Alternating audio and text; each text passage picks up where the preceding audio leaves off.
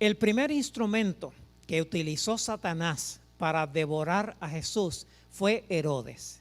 Hay algunas cosas que quizás ustedes no saben de Herodes y que yo tampoco sabía.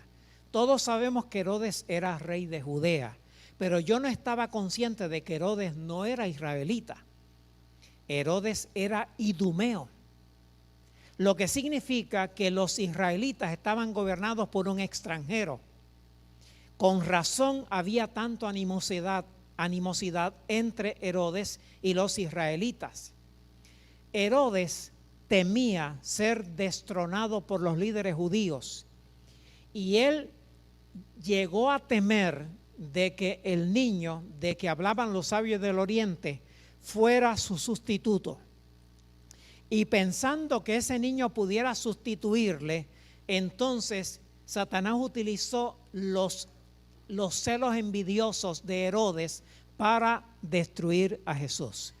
Los sabios llegaron a Belén, encontraron al niño Jesús que ya tenía como 2 años de edad, le adoraron, le dieron regalos costosísimos, valiosísimos, pero en un sueño se le dijo a uno de los sabios que no regresaran a Herodes, porque Herodes buscaba al niño para matarlo.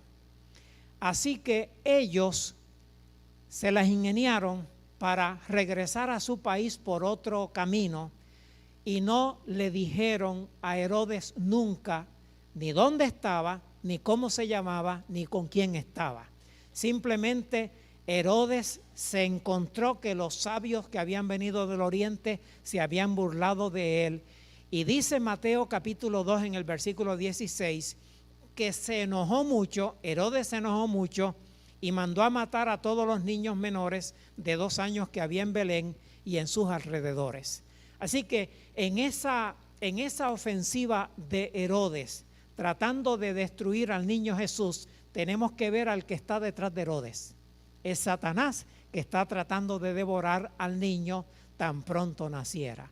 No logró matar al hijo varón. Dice Mateo 2:13, un ángel del Señor apareció en sueño a José y le dijo, levántate, toma al niño y a su madre y huye a Egipto y quédate allí hasta que yo te avise, porque Herodes buscará al niño para matarlo. Mientras los soldados iban para Belén a cumplir la encomienda de matar a los niños de 2 años o menos, el ángel le dijo a José, escapa a Egipto. Y José se fue para Egipto con su esposa María y allí vivieron algún tiempo. Deseo de toda la gente dice así, Satanás estaba resuelto a privar al mundo de la luz divina y empleó su mayor astucia para destruir al Salvador. Pero aquel que nunca dormita ni duerme, velaba sobre su amado Hijo, proveyó en una tierra pagana un refugio para María y el niño Jesús.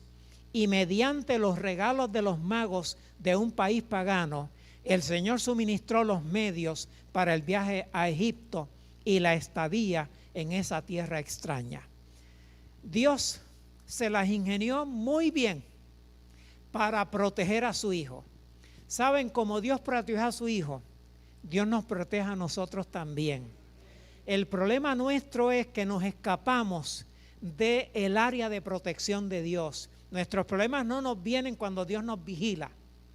Los problemas nuestros vienen cuando nosotros nos escapamos de la vigilancia de Dios. Como Dios vigiló a su Hijo, Él está dispuesto a vigilarnos a nosotros si nosotros buscamos que Él sea nuestro protector.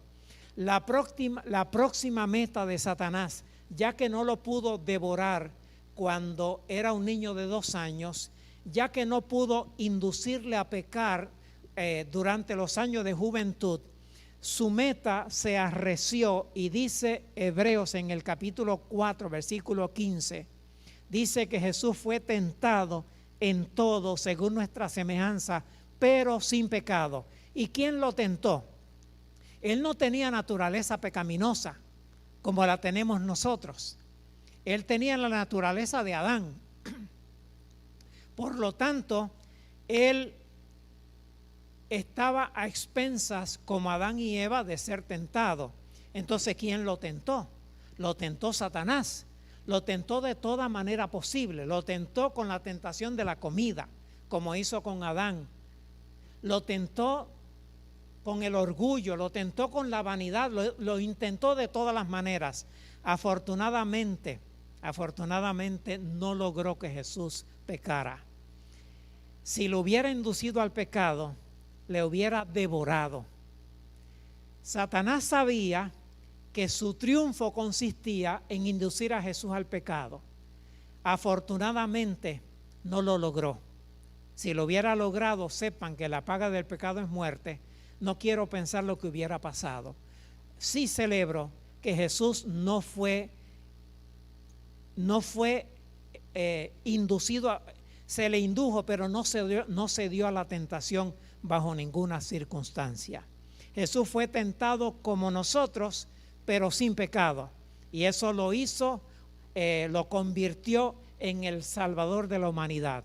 El hombre que nunca pecó se convierte en el Salvador de todos los seres humanos que pecaron. ¡Qué maravilla! Hablemos ahora de la cuarta parte del tema. ¿Qué significa regir con vara de hierro? Apocalipsis 12:5 dice así: y ella dio a luz un hijo varón que había de regir todas las naciones con vara de hierro. En este versículo hay algunas preguntas que se contestan con relación al hijo varón. La primera pregunta es: ¿qué hará? El hijo varón está destinado a regir, regirá. ¿Cuándo él va a regir todas las naciones? Dice regirá, por lo tanto es en el futuro. La otra pregunta: ¿a quiénes él va a regir? Y la respuesta es: a todas las naciones. Y la cuarta pregunta es: ¿cómo lo va a hacer? Y la respuesta es: con vara de hierro. Así que el versículo que acabamos de estudiar nos dice que Jesús fue arrebatado porque está destinado para regir a todas las naciones con vara de hierro. Y nosotros queremos saber qué es lo que eso significa. En el Salmo 2, versículos 7 al 9, se nos dice que Jesús es hijo de Dios por decreto. Y yo sé que cuando presento estos temas, como no son temas de los que todo el mundo habla, pues uno se expone a que alguien que piensa diferente malentienda a uno. Pero si usted me sigue con lo que dice el texto, se va a dar cuenta que lo que estoy diciendo es la verdad, es lo correcto. Jesús no es hijo de Dios por nacimiento. Jesús es hijo de Dios por decreto. ¿Cómo lo sabemos? El Salmo 2, versículo 7 dice: publicaré el decreto. El Eterno dijo: mi hijo eres tú, yo te engendré hoy. Jesús es eterno como el Padre. Jesús no es hijo del Padre por nacimiento. El Salmo 2, versículo 7 dice que Jesús es hijo del Padre por decreto. ¿Y cómo entendemos eso? Entendemos eso de la siguiente manera. ¿Cuándo fue que Jesús se convirtió en hijo de Dios? ¿Responderá la Biblia a esa pregunta? Sí, la Biblia responde esa pregunta. Y la respuesta está en el libro de los Hechos de los Apóstoles, en el capítulo 13 y en el versículo 33. Estamos leyendo en Hechos 13:33 el momento cuando Jesús es declarado hijo de Dios. Y dice así, Hechos 13:33.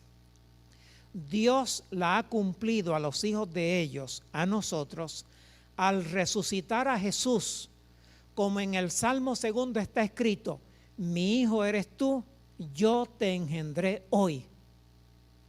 ¿Cómo es que Jesús se convirtió en hijo de Dios? En hijo de Dios. La respuesta: Jesús se convirtió en hijo de Dios por causa de su vida terrenal impecable hasta la muerte, y luego resucitó y fue proclamado Hijo de Dios. Y si me siguieron el razonamiento, Jesús es Hijo de Dios por decreto, y ese decreto se dio el día en que resucitó. Ahora, no confundan a Jesús como Hijo de Dios a Jesús como Hijo de hombre. El nombre que Jesús más usó para referirse a sí mismo fue Hijo de hombre. Jesús se convirtió en Hijo de hombre cuando nació de María en Belén, en el año 4 antes de la era cristiana. Pero Jesús se convirtió en Hijo de Dios cuando resucitó, de acuerdo al Salmo 2, versículo 7 y a Hechos 13:33. Y entonces, cuando Jesús resucita victorioso, la resurrección de Jesús fue un motivo de regocijo en el cielo. Los seres humanos que creyeron en Jesús se regocijaron al verlo resucitado. Pero el regocijo en el cielo era más significativo. ¿Por qué en el cielo hubo tanto regocijo cuando Jesús resucitó y volvió al cielo? En el Salmo 2, versículo 7, el Padre le dice al Hijo: pídeme y te daré las naciones en herencia y los extremos de la tierra en posesión. El Padre prometió darle a Jesús, el que vivió en esta tierra como hombre sin pecado, el que murió sin haber pecado y resucitó por la vida que había en él, convirtiéndose en Hijo de Dios, proclamado Hijo de Dios. El Padre le prometió como herencia las naciones de la tierra. Esa fue la promesa que el Padre le dio al Hijo como herencia. Ahora, Él va a regir a esas naciones con vara de hierro, y eso es lo que dice el versículo 9. Salmo 2:9, los quebrantarás con vara de hierro, como vasija de alfarero los desmenuzará. A las naciones a las cuales se está refiriendo es a las naciones rebeldes, a las naciones de impíos. Jesús los va a tener total dominio sobre las naciones de los impíos hasta el exterminio. Y cuando uno habla de esto, alguien se pueda sentir un poquito incómodo que Jesús va a exterminar a los impíos. Sepan que si tuviéramos tiempo para explicar esto, se darían cuenta que lo mejor que le puede pasar a los impíos es morir y ya. La muerte de los impíos será un acto breve y para siempre dejarán de ser. No es como lo presenta las tradiciones pseudocristianas de que los impíos se estarán quemando en el infierno para siempre. Eso no lo pueden demostrar con la Biblia, eso no lo enseña la Biblia. Eso no está en armonía con el corazón del amor de Dios. Dios va a poner a los impíos a dormir, los va a poner a dormir y va a ser como si nunca hubieran existido. Y la tierra la va a hacer nueva y va a ser la herencia de los fieles, de los que han creído en Él. El Hijo quebrantará con vara de hierro, desmenuzará a sus opositores y reinará exclusivamente sobre sus seguidores en toda la tierra. Llegará el momento en que en este planeta Tierra no habrá barras donde vendan bebidas alcohólicas, ni habrá industria de tabaco, donde no habrá odio ni venganza, donde solamente habrá amor y armonía. Y eso será cuando el Señor haga de esta tierra la morada de los redimidos. En este contexto se cumplirá la promesa, porque tanto amó Dios al mundo, que dio a su Hijo único, para que todo aquel que en Él cree no perezca, sino que tenga vida eterna. Y llegamos a la última parte del tema. Vamos a hablar del arrebatamiento del Hijo del Hombre. Leamos otra vez en la porción de hoy de Apocalipsis 12, la segunda parte del versículo 4 y el versículo 5 completo. Dice así: y el dragón se paró frente a la mujer que estaba para dar a luz a fin de devorar a su hijo tan pronto como naciese. Y ella dio a luz a un hijo varón, que había de regir a todas las naciones con vara de hierro. Y su hijo fue arrebatado para Dios y para su trono. Apocalipsis 12 presenta el nacimiento de Jesús. Dice que Satanás trató de arrebatarlo, pero que Dios lo arrebató de las manos de Satanás y se lo llevó al cielo. En otras palabras, Apocalipsis 12 pasa por alto el ministerio terrenal de Jesús. Y a la verdad que no tenía por qué hablar de eso, porque eso está en los 4 evangelios. No hay por qué repetirlo. Ni siquiera lo resumió, sencillamente lo pasó por alto. Apocalipsis 12 lleva a Jesús del momento de ser arrebatado para Dios, lo lleva a ser arrebatado para Dios y para su trono. Él había dado a conocer al Padre, él había dado a conocer la verdad, había pagado el precio de nuestro rescate, ya no tenía nada más que hacer. La tarea que hay que hacer después de eso se le encomendó a los apóstoles, y en cierta medida yo estoy cumpliendo esta noche la tarea apostólica de predicar el evangelio, de predicar la verdad. Se ha estado haciendo por diferentes seres humanos en diferentes partes del mundo, en todo el globo terráqueo. Así que Jesús cumplió la misión que él vino a hacer. En aproximadamente 33 años, más o menos, Jesús cumplió la tarea que vino a hacer. Y ya no tenía nada más que hacer. Ahora fue arrebatado para Dios y ascendió al cielo. ¿Qué hace en el cielo? Nos representa ante el Padre. Él intercede por nosotros y nos está preparando una morada, la morada que Él prometió. Nos está preparando un lugar para que estemos con Él 1000 años en el cielo, y luego nos va a regalar un cielo nuevo y una tierra nueva donde viviremos eternamente con Él. Voy a tratar de resumir brevemente las 5 partes del tema de esta noche. En primer lugar, hablamos del feto. Se presenta en Apocalipsis una mujer vestida de sol que está encinta y está por dar a luz. El feto, lo que está en el vientre de esa mujer, es Jesús. Esa mujer es más que María.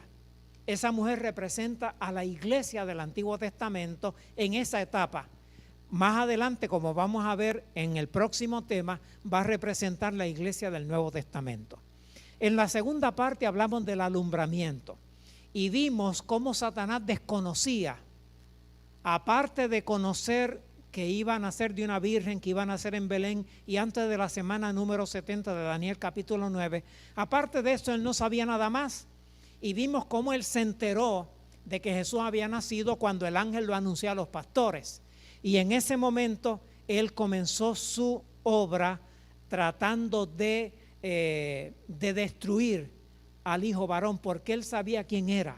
Él sabía que era el Salvador, él sabía que era el Mesías, él sabía que era el arcángel Miguel, como se le llamaba en el Antiguo Testamento, y nosotros lo conocemos como Jesús. Luego hablamos del hijo varón, hablamos de Jesús y cuando fue proclamado hijo de Dios, se convirtió en hijo de hombre cuando nació del vientre de María en el año 4 antes de Cristo, en la aldehuela de Belén, pero fue proclamado, fue decretado hijo de Dios cuando resucitó de entre los muertos.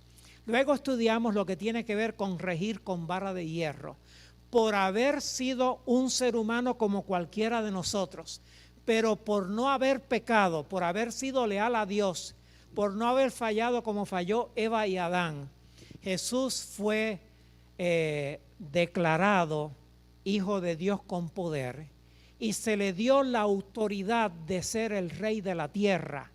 El primer rey de la tierra fue Adán. El segundo rey de la tierra fue Satanás por usurpación. Pero Jesús se convierte en el tercer y último rey de la tierra cuando conquista a Satanás, porque vivió sin pecar. Regirá como rey, regirá con vara de hierro, eliminará a los impíos, los pondrá a dormir y reinará para siempre con los fieles. Finalmente hablamos del arrebatamiento del Hijo. Fue llevado al cielo, donde Él está obrando en nuestro favor. Estamos aquí en la tierra. Usted puede estar en un tapón en la carretera y puede estar en un apuro porque tiene que llegar a tiempo a algún lugar. Y en medio del tapón, en vez de desesperarse, recuerde que tiene en el cielo un intercesor que es su Salvador. Y en vez de echar chispas de enojo y de coraje, póngase a hablar con su Redentor y explíquele para que Él le ayude a salir de su problema y pueda llegar a su compromiso. Y sepa que a veces es mejor que no lleguemos a los compromisos. A veces es de Dios que no lleguemos a los compromisos.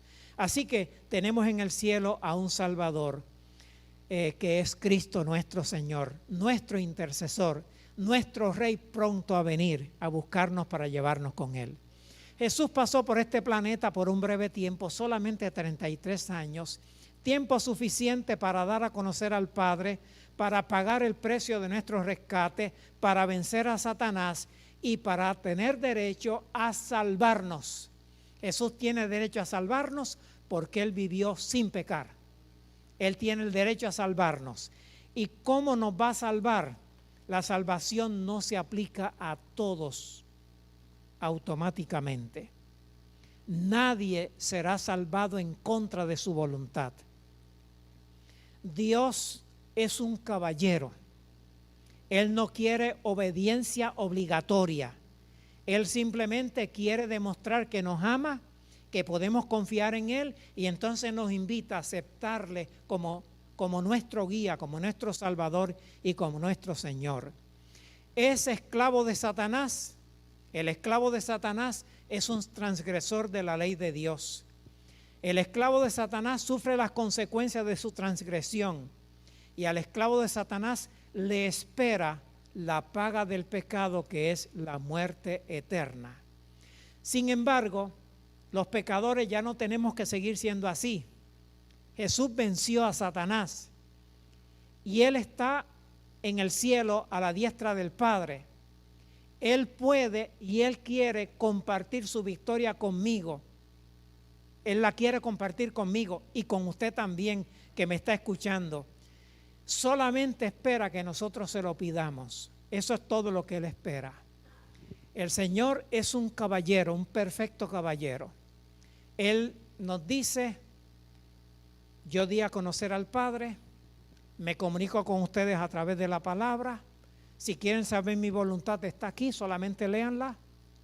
Si todavía no la entienden, pidan al Espíritu Santo, que yo les prometí que les iba a guiar a toda verdad, y van a conocer la verdad.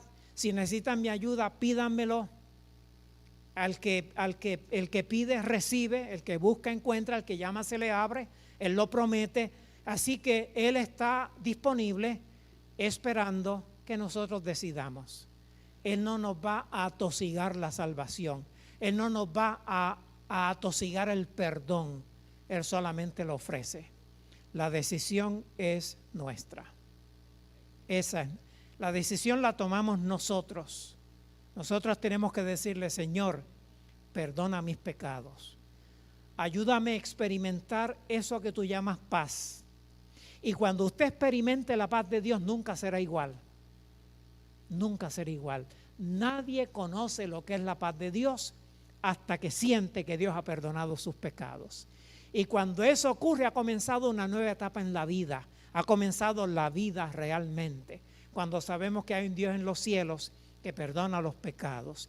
Y si Él es bueno para perdonar, también es bueno para ayudarme a no volver a pecar. Y Él me va a dar la victoria sobre las tendencias al pecado. Será una lucha de toda la vida, pero en ese proceso estaremos conectados con Jesús. Caeremos y nos levantaremos. Volveremos a caer y nos volveremos a levantar. Jesús será nuestra fuente de victoria. Caeremos por incredulidad, nos levantaremos por la fe en Jesús. Mis queridos, yo les invito a que ustedes le digan a Jesús: ven a mí. Gracias por tu sintonía a Pasaporte al Cielo. Te invitamos a que nos continúes viendo semana a semana. Continuaremos estudiando el Apocalipsis capítulo 12 con el pastor Pagán. Así que te invitamos a que nos veas cada semana por este canal a esta misma hora. Ministerio Pasaporte al Cielo es un ministerio sin fines de lucro de hermanos de la Iglesia Adventista del Séptimo Día, con el único propósito de llevar la palabra de Dios y compartirla con otras personas. Para terminar, quiero tener una palabra de oración. Estemos en reverencia. Amado Padre Celestial, quiero presentar la audiencia que ha visto este programa. Tú conoces a cada uno de ellos, bendícelos conforme a su necesidad, y bendícenos a nosotros para continuar cada día llevando tu palabra a todas las personas. Te lo ruego en el nombre de Jesús. Amén.